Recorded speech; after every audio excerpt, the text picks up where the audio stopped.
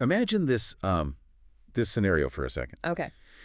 You spend the entire quarter just absolutely crushing your goals at work. You exceed every single performance target they gave you. Right, the dream quarter. Exactly. And on top of that, you somehow bring in this massive, completely unexpected cash bonus for the company, like out of nowhere. A total windfall. Yeah. So your overall numbers look better than they have in years. You walk into your quarterly performance review, you sit down across from your boss, and you are fully expecting, a standing ovation. A promotion, at the very least. Right. Maybe a raise. But instead, your boss looks at the paperwork, gives you a terrible rating, puts you on this restrictive performance improvement plan, and immediately docks your pay. Ouch. Yeah, that sounds rough. It sounds completely irrational, right? It feels like the whole system's just broken. But, that is exactly what just happened to the world's biggest streaming giant in the first quarter of 2026. It really is a fascinating paradox, especially when you look at the raw data. It's what? Because the numbers on paper look like an absolute triumph. I mean, it's the kind of quarter executives literally dream about. But the market reaction was awful. Oh, it wasn't just a mild correction. It was a resounding, violent punishment. Welcome to the Deep Dive.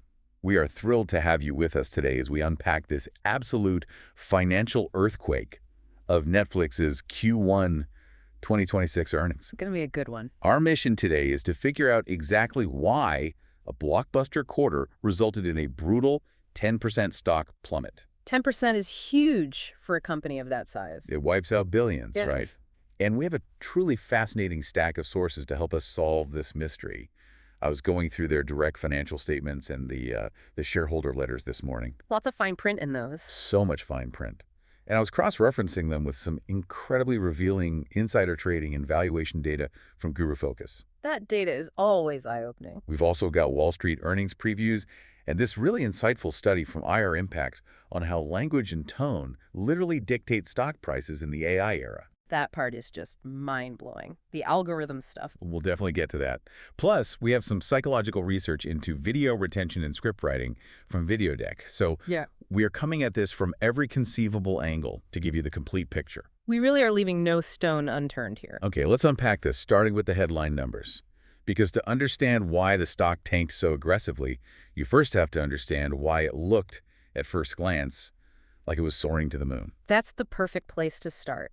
I mean, if you are a retail investor and you only read the top-line summary of the Q1 results that flashes across your trading app, You'd think they were printing money. you would think Netflix was utterly invincible. The surface-level metrics were undeniably spectacular. Let's look at the sheer scale of the Q1 wins. Revenue hit $12.25 billion for a single quarter. Just staggering scale. That is up 16% year over year. Or 14% if you look at it on a foreign exchange neutral basis to account for currency fluctuations. Right, stripping out the strong dollar impact. Exactly. And then you look at the diluted earnings per share, the EPS. Wall Street analysts who spend all day modeling these things, they were expecting 76 cents per share. That was the consensus. Netflix landed at a staggering $1.23. Net income reached $5.28 billion. Which is just a massive beat. Operating cash flow practically doubled from the prior year. If you are an investor looking at those top-line metrics over your morning coffee, you are popping champagne. You are, well, until you dig into the footnotes of the income statement. The footnotes. Right. And this is where we have to explain why those numbers are, to put it mildly, deeply deceptive. Okay, break this down for us. The primary driver of that massive EPS explosion, that dramatic jump from an expected 76 cents to $1.23 wasn't just a sudden miraculous influx of new paying subscriptions. Right. It was primarily driven by a $2.8 billion termination fee. You'll see it noted as $2.85 billion in some of the more granular financial reports. Okay, right. And this is from the Warner Bros. Discovery deal that collapsed, correct? Exactly. So to give you the context, Netflix was deep in talks for a massive strategic transaction with Warner Bros. Discovery. A huge merger scenario. A massive one. But they ultimately walked away. Management cited price and investment discipline. Meaning what, exactly? Meaning They looked at the long-term debt and the overall cost of the acquisition, and they decided it just wasn't worth compromising their balance sheet. Okay, so they backed out. Right, but the mechanical result of walking away as the non-breaching party or, based on specific structure of their M&A agreement was that Netflix pocketed this massive breakup fee. $2.8 billion just for saying no. Exactly. And structurally on the income statement, you have to realize how this is actually recorded. Where did it go? This 2.8 billion wasn't recorded under operating income. It was recorded, quote unquote, below the line under interest and other income. Oh, wow. Yeah. But because it's cold, hard cash entering the business, it instantly inflated their free cash flow to $5.1 billion for the quarter. So it's like claiming your local bakery business is absolutely booming, year-over-year growth is off the charts. But the reality is you just found a suitcase full of unmarked cash in the alley out back. That is a brilliant analogy. Yeah. Like, yes, technically your bank account is vastly larger today than it was yesterday, but it doesn't mean you're actually selling more croissants to customers. Exactly. It's a one-off event. But wait, I want to push back on this a little bit because I was looking at the organic numbers too. Sure. Even if we completely strip out that $2.8 billion suitcase of cash, they still had 14% organic revenue growth. They did. And operating income, which excludes that breakup fee, right, that still grew 18% to $3.96 billion. Correct. So isn't the core underlying business still thriving? I mean, why does the market care where the cash came from if the organic business is also up? You make a very fair point. And it's essential to recognize that the core drivers were, in fact, healthy. Right. The bakery is still doing well. We aren't looking at a failing business masking its decline with a one-time fee. The 14% revenue growth was driven by two very real, very potent forces. Sure.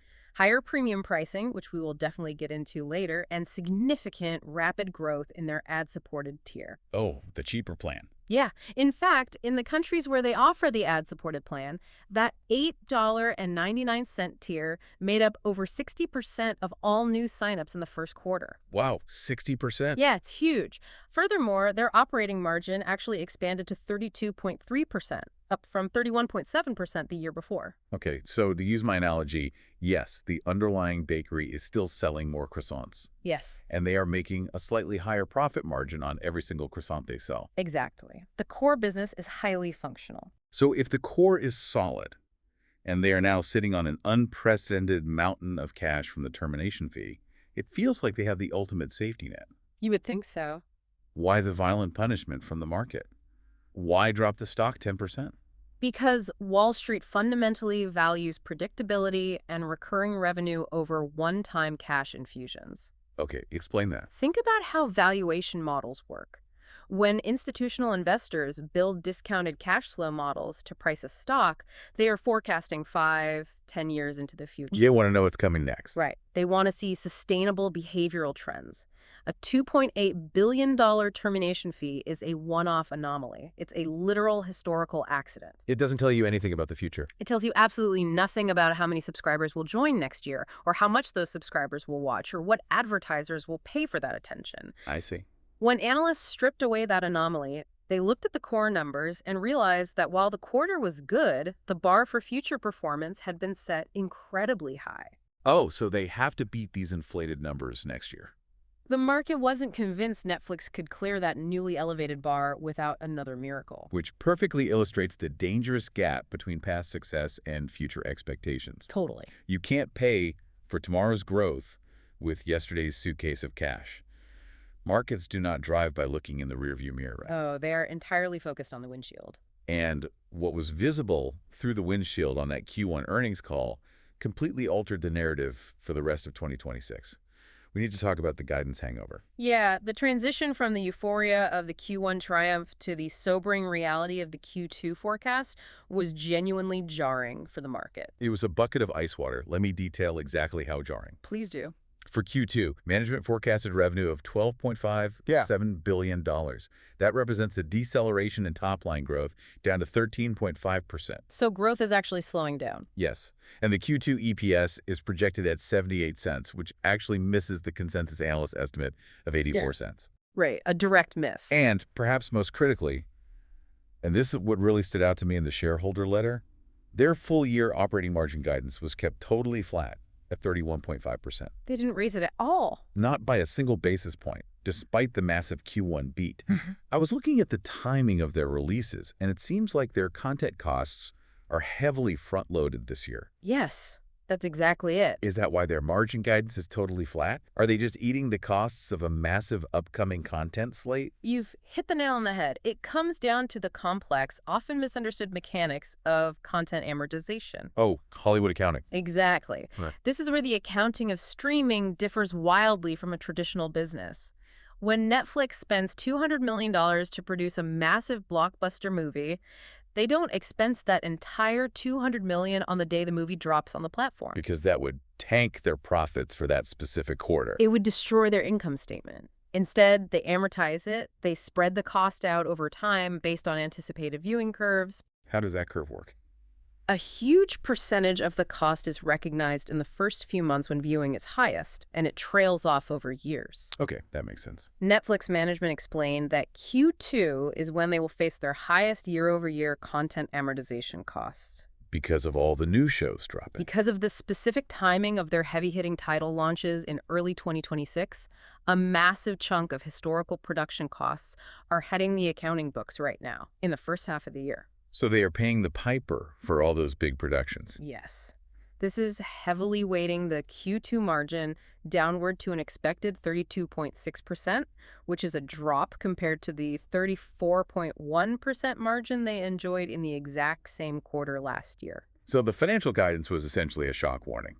They were basically telling investors, look, we know we just had a great quarter, but brace yourselves. Right, the bill is coming due. The next one is going to be incredibly expensive on paper, and the growth rate is slowing down. But, the financial guidance wasn't the only shock. No, it wasn't. The numbers were just the backdrop for a massive human element. A real bombshell. Yeah. In the middle of this highly technical discussion about amortization and revenue deceleration, Reed Hastings announced he is stepping down. Reed Hastings, the legend. The co-founder who literally built Netflix over 29 years, taking it from shipping DVDs and red envelopes out of a warehouse to a global streaming empire that reshaped human behavior. It's incredible. He announced he is stepping down from the board in June to focus on philanthropy. This is a monumental seismic shift in the corporate landscape. What we are witnessing is the concept of defounderization. Defounderization, I like that term. When a founder leaves, especially one with a tenure of nearly 3 decades, it sends ripples through the entire organization and the broader market. Because he's not just an employee. Hastings wasn't just a guy in a suit. He is the ultimate cultural architect of Netflix. Right, he wrote the famous culture deck. He pioneered their famous culture of radical candor, the keeper test, and their high-performance, high-turnover corporate philosophy. The whole Netflix way of working. His exit creates a massive vacuum of visionary leadership precisely at the moment when the company is navigating a highly treacherous strategic pivot. Think about it. They are currently trying to build a multi-billion-dollar advertising business from scratch, and they are making aggressive, risky moves into live sports. Both of which are territories that Hastings historically swore Netflix would never, ever touch. Exactly. It's a total regime change. I understand the symbolic weight of it, but I have to push back here a bit. Okay, let's hear it. Is the market overreacting to what is essentially a ceremonial exit? I mean, Hastings hasn't been the sole CEO for a while now. That's true. Ted Sarandos and Greg Peters have been running the day-to-day operations as co-CEOs. They're the ones actually negotiating the content deals and figuring out the ad tech integration. We are the operators, yes. It's not like the servers are going to crash or the production sets are going to shut down just because Hastings isn't dialing into the board meetings anymore. Isn't this just a natural corporate evolution? What's fascinating here is that the market absolutely despises uncertainty, regardless of how capable the current executives are. Wall Street loves predictability. You are entirely right that the day-to-day operations are secure. Sarandos knows content, Peters knows product, but Hastings represented something intangible. What did he represent to the market? He represented the era of aggressive, relentless, disruptive expansion. He was the guy who had the audacity to tell Blockbuster to pound sand. Right, the ultimate disruptor. When you pair a highly conservative financial outlook, warning of margin pressures and slowing growth, with the loss of the ultimate disruptor founder, It's a bad combination. it sends a very specific psychological signal to institutional investors. It signals that the era of move fast and break things at Netflix is officially over. I see. The era of exponential growth is dead, and the era of incremental, mature, defensive management, protecting the castle rather than conquering new lands, has officially begun. But, I was looking at the timeline of the stock drop. It didn't happen slowly over a few days as human analysts calmly digested Hastings, leaving over a round of golf. No, it was immediate. It was an instant cliff dive. The second the earnings call transcript hit the wire, the stock plummeted. Like a rock. And that's because humans weren't the only ones listening to that call, which reveals a fundamental truth about how modern markets operate. This is my favorite part of the data. We need to talk about the hidden power of tone and the insider exodus, because the way this sell-off happened is genuinely terrifying. This is where we shift from the actual accounting numbers to the psychology and the invisible mechanics of how Wall Street actually digests news in 2026. It's not just guys in suits anymore. No, it reveals so much about why modern markets are incredibly volatile and prone to these massive overreactions. Our source material from IR Impact is mind-blowing on this topic. They published a study noting that more than half of all U.S. equities trade lower in the first 72 hours post-earnings, even when they completely beat expectations. Let that sink in. More than half. You can announce to the world that you made more money than anyone thought possible, and your stock still goes down more than 50% of the time. It defies traditional logic. And why? Because AI-powered language models are parsing these earnings transcripts in fractions of a second. They read the text before a human can even blink. If you have money in a 401k or an index fund right now, your retirement is literally moving based on how a robot interprets the tone of a CEO's voice on a Tuesday afternoon. It is a profound shift in market structure. We are no longer in an era where analysts are just sitting at their mahogany desk with highlighters, reading a printed transcript over a cup of coffee, and having a nuanced debate about management's long-term vision. Right. The computers are in charge now. Algorithmic trading strategies ingest the live audio and the text transcripts of the earnings call in real time. How does that actually work? These natural language processing models are programmed to analyze sentence structure, word choice, sentiment, and tone. They're looking for keywords. Exactly. And when companies use defensive, cautious language words like discipline, headwinds, or phrases emphasizing heavy upcoming costs like content amortization burden, these models instantly tag the overall sentiment of the call as negative. So let me see if I have this right. By Netflix's management keeping their forward guidance highly conservative. Which is usually a smart, safe thing to do. Right. And by emphasizing their discipline and walking away from the Warner Bros. Deal, which they thought was a good thing to brag about. They were trying to look responsible. And by constantly discussing the heavy content amortization hitting in Q2, they essentially handed a perfectly crafted sentiment-negative script directly to these AI algorithms. That's exactly what happened. They accidentally triggered a massive automated short sell-off. They absolutely did. The algorithms infer importance from emphasis and repetition. So the more they talked about being careful, the more the AI panicked. Yes. If management spends 10 minutes of a 1-hour call defending a conservative margin target and another 5 minutes explaining why amortization is a headwind, the AI flags it as a systemic, structural risk to the company's profitability. It doesn't understand context. The algorithm doesn't possess the human intuition to pause and say, well, they just banked $2.8 billion in cash, and they're just being prudent and under-promising so they can over-deliver later. Right. The robot doesn't know about the suitcase of cash in the alley. The AI just sees negative sentiment vectors, cross-references it with a high valuation, and instantly executes sell orders. But it wasn't just the algorithms acting blindly. And here's a staggering detail from our guru-focused source data that really caught my eye. This part is wild. The institutional investors and the human beings inside the company were bailing too. Yeah, the insiders. Over the last 3 months leading up to this exact earnings report, insiders, executives, board members, people with intimate knowledge of the company's trajectory, sold $138.3 million worth of Netflix stock. That is a massive offload. And do you know how much they bought in that same 3-month window? Yes. Zero. Zero. Not a single reported insider purchase. $138 million out, $0 in. That is a glaring neon red flag for institutional fund managers. I mean, it looks terrible. Now, to be fair, executives often sell stock for tax purposes or to diversify their wealth. Right, they want to buy a house or something. Exactly, often through pre-scheduled Rule 10b5-1 trading plans. It's not always nefarious. Yeah. But the aggregate visual is terrible. It's the optics of it. When human fund managers are looking at their terminals and they see executives and board members cashing out to the tune of nearly $140 million with absolutely zero insider buying to offset it. While simultaneously issuing conservative guidance and saying goodbye to their visionary founder. Right, the human managers simply mirror the algorithms. The narrative becomes the insiders know the top is in, and they hit the sell button. And we need to explain why the punishment was so incredibly severe. A 10% drop for a company of this immense size wipes out tens of billions of dollars in market capitalization in an afternoon. It all comes down to the concept of the valuation premium. Let's break that down. Netflix is, by any fundamental metric, an undeniably incredible, highly profitable company.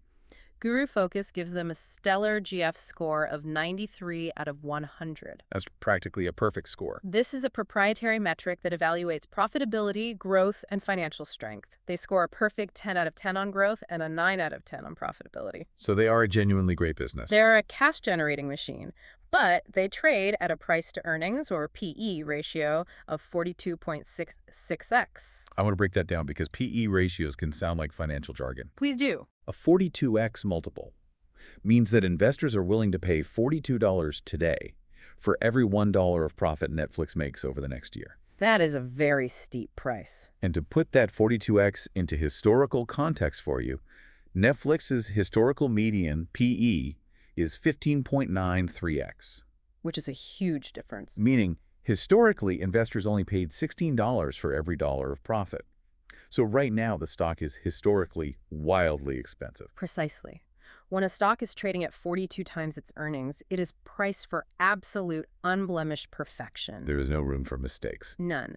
Investors are paying that massive premium purely on the belief that that $1 of profit today will magically turn into $5 of profit tomorrow. Right. They're buying the future growth. The GF value model, which calculates intrinsic value based on historical multiples and future growth estimates, suggested the stock was 18.8% overvalued at its current price of $108.01.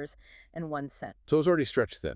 When a company is priced for perfection, there is zero margin for error. If you tell investors that growth is decelerating to 13.5%, they stop paying for a perfect tomorrow. They adjust their models.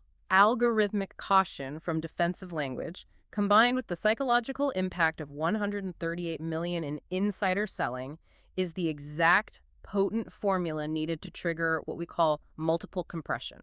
Multiple compression. What is that exactly? That is when the market collectively decides overnight that the company is no longer worth 42 times earnings, but maybe only 35 times earnings. Oh, I see. The underlying business hasn't fundamentally changed, but the willingness of investors to pay a premium for it collapses.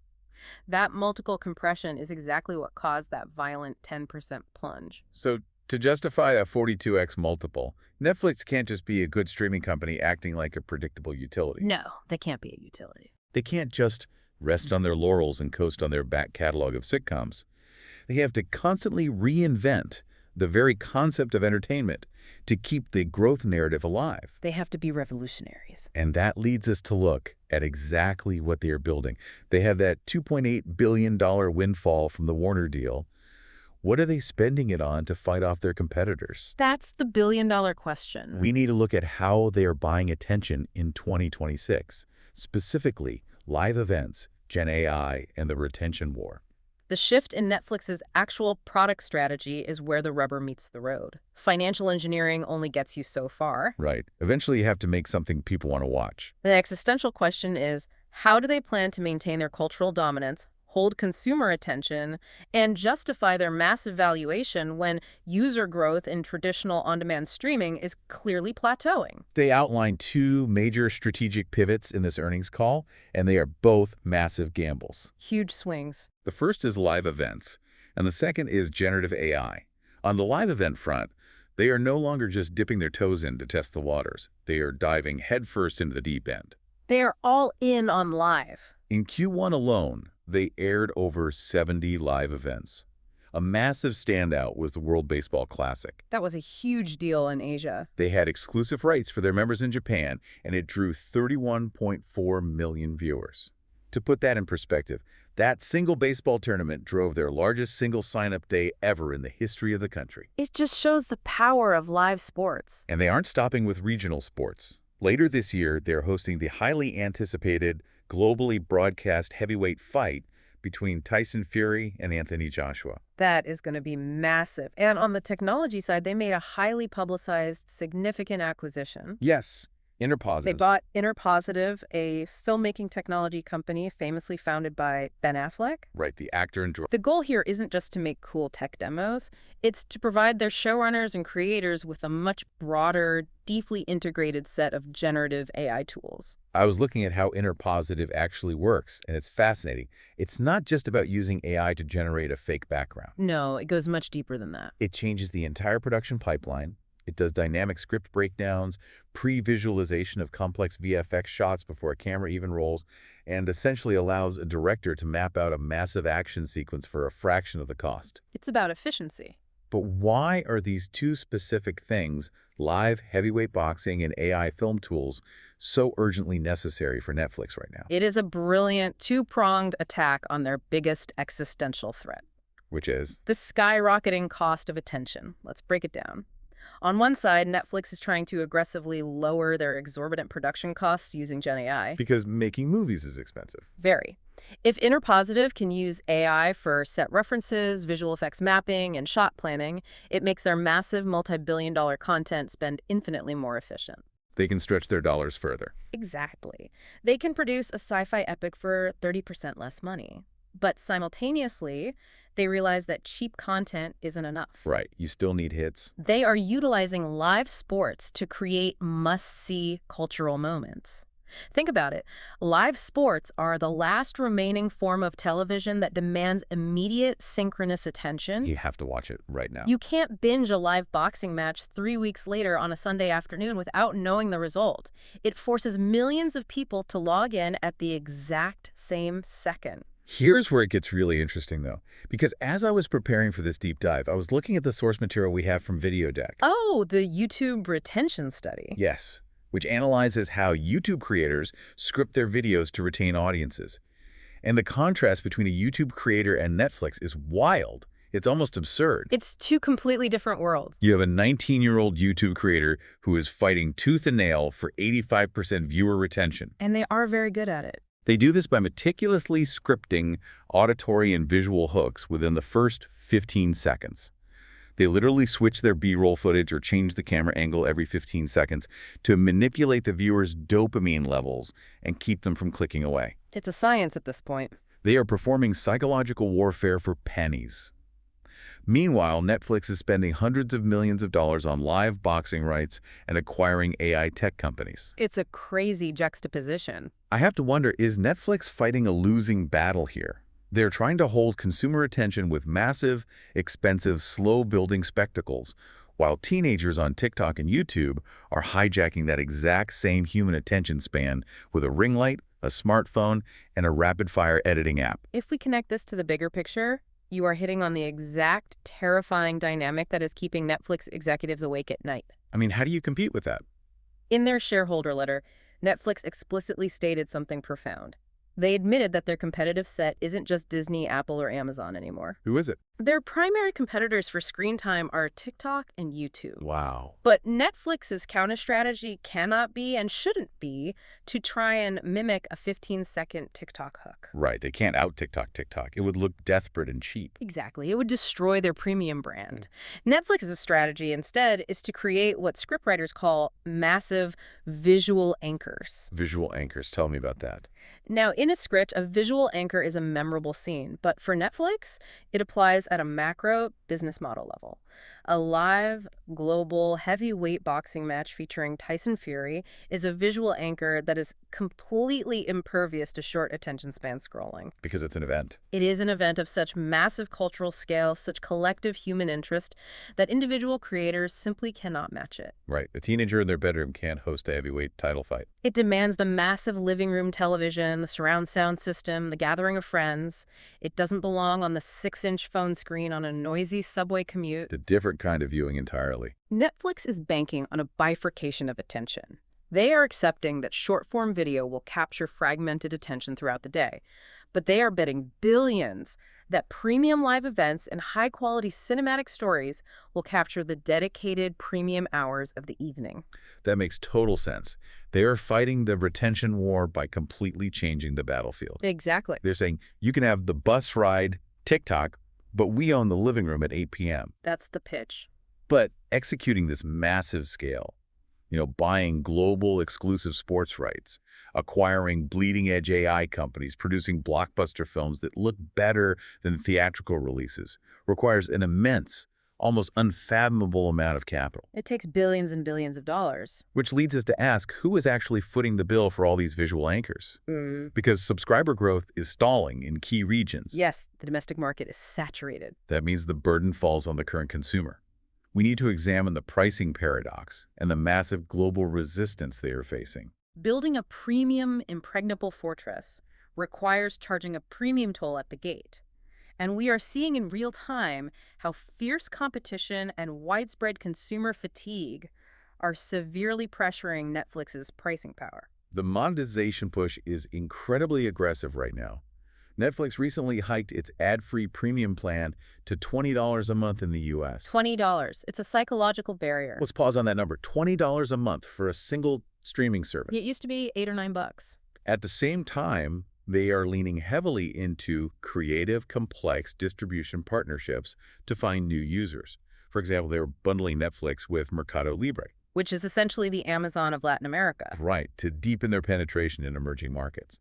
But we have to evaluate the severe risk here. The risk is enormous. The streaming market is intensely, brutally competitive. You have Apple, Amazon, and Disney. The tech giants. And here is the key difference. Apple and Amazon are perfectly willing to lose billions of dollars on streaming to win subscriber share, because for them, streaming is just a tiny spoke in a much larger corporate wheel. It's just a perk for Amazon Prime. It's a loss leader to sell more Prime subscriptions or iPhones, but for Netflix, streaming is the entire wheel. Right, they have to make a profit on it. By pushing their premium tier to a psychological threshold like $20, Netflix is intentionally making their core product uncomfortable for the middle class. Let me see if I have this right. They are deliberately making the $20 tier painful, not necessarily because they believe the product is worth $20, but because they actually want you to capitulate. That is exactly the strategic calculus. They want you to downgrade to the $8.99 ad-supported tier. Yes. Remember, they have a stated public goal to reach $3 billion in advertising revenue by 2026. $3 billion just from ads. The ad tier is incredibly lucrative for them. Why?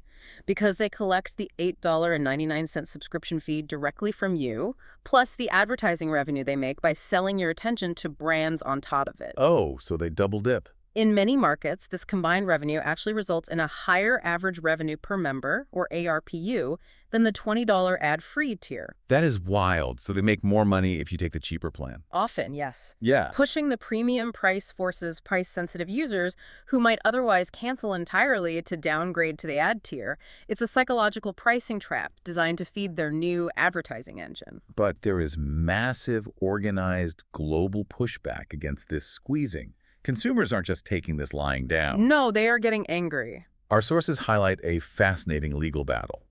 A Rome court recently ruled that Netflix illegally pushed through unilateral price hikes on Italian consumers from 2017 to 2024 without proper consent. That's a huge precedent to set in Europe. And it's not an isolated incident. Similar consumer protection lawsuits are popping up like wildfire in Germany, the Netherlands, and Poland. People are genuinely fed up with the constant price creeping. The fatigue is very real. So I have to ask you, and I honestly ask you listening right now, With the $20 price tag, the unskippable ads on the lower tier, the strict crackdowns on sharing passwords with your family, and the heavy pivot into live sports. All the classic hallmarks. Are they essentially becoming the bloated, ad-filled, expensive cable TV bundles that they originally swore to destroy? That is the ultimate tragic irony of this entire deep dive. It's the core of the pricing paradox. It's crazy to think about. Think back to the early 2010s. Netflix disrupted the monolithic cable industry by offering a simple, cheap, on-demand, beautifully ad-free haven. That was the whole appeal. Now, to survive the very monster they created, they are incorporating advertising, raising prices exponentially, strictly enforcing household viewing limits, and investing billions in live sports. It's just cable over the internet now. These are the exact pillars of the traditional, hated cable TV model. It feels like a complete full circle. We are right back where we started, just with a different logo on the screen. It absolutely is, and they're caught in a vice. How so? If they squeeze consumers too hard with $20 price tags and aggressive ad loads, they risk massive churn, especially with global inflation and economic pressures squeezing household budgets. People will just cancel. Right, there's a breaking point. But if they don't squeeze consumers, they simply cannot afford the exorbitant content amortization costs we discussed earlier, nor can they afford the expensive live sports rights required to fight off big tech competitors who have infinitely deeper pockets. And where does the future growth come from if everyone who wants Netflix and can afford it already has it? Well, Netflix's management claims their total addressable market, their TAM, is 800 million broadband households globally. 800 million. They state that their current penetration is still under 45% of that TAM. They argue, optimistically, that they have 55% of the global market left to conquer. So there's theoretically a lot of room to grow? But extracting actual financial value from that remaining 55% will be a brutal, agonizing grind. Why is that? Because the easy adopters are already in the ecosystem. Those remaining households are the hardest consumers to acquire. They are either highly price sensitive, living in emerging markets with significantly lower average revenue per user, or they simply aren't interested in premium Western streaming. They are the toughest holdouts. Reaching them requires exactly the kind of expensive, localized content production and complex, low-margin bundling partnerships like the Mercado Libre deal that inevitably drag down operating margins. Okay, let's take a collective breath and recap the incredible journey we've been on today. It's been a lot of ground to cover. We started by pulling back the curtain on the headline numbers, unmasking that massive $12.25 billion in revenue that was heavily padded by a one-time $2.8 billion breakup fee from the Warner Bros. Deal. The famous suitcase of cash in the alley. We explored the deep psychological shockwaves sent through Wall Street by the departure of legendary founder Reed Hastings and debated what defounderization means for innovation. The end of an era. We broke down the terrifying mechanics of modern trading, showing how AI algorithms interpreting words like discipline combined with $138 million in insider selling to tank the stock 10%. Robot traders run the world. And we weighed their bold, high-stakes bets on Ben Affleck's Gen AI filmmaking tools and Tyson Fury boxing matches against a grim backdrop of fierce market competition, painful $20 price tags, and escalating global consumer lawsuits. It is a profoundly complex, highly fragile ecosystem. It really is. Every single lever they pull, whether it's pricing, content, or technology, creates a massive ripple effect across all the others. So what does this all mean for you? Whether you are a retail investor trying to read between the lines of a dense earnings transcript before an AI algorithm beats you to the punch, Good luck with that. or a content creator trying to understand how to hold an audience's attention in a 15-second dopamine economy, or honestly, just someone staring at a $20 credit card charge for your TV subscription every month wondering if it's still worth it. We've all been there. The underlying mechanics of Netflix's strategy dictate the future of your entertainment. Every decision they make about content amortization and ad tier funneling directly impacts what you are able to watch on your couch on a Tuesday night. This raises one final important question to leave you with, something to mull over the next time you open the app. I'd love to hear it. If Netflix is now relying heavily on advertising revenue, bundling their service with regional e-commerce partners just to gain subscribers, bidding billions for live sports rights, and being severely punished by Wall Street for acting cautious and defensive, are we witnessing the death of the innovative tech disruptor? and the birth of a traditional legacy media conglomerate. It is entirely possible the rebel has officially become the empire. Thank you so much for joining us on this deep dive. Thanks for having me. As always, keep questioning the numbers behind the headlines and look for the mechanisms driving the narrative. We'll catch you next time. Because whether it's a stellar performance review at your job or a billion-dollar corporate earnings report, the real story is always hiding in the fine print.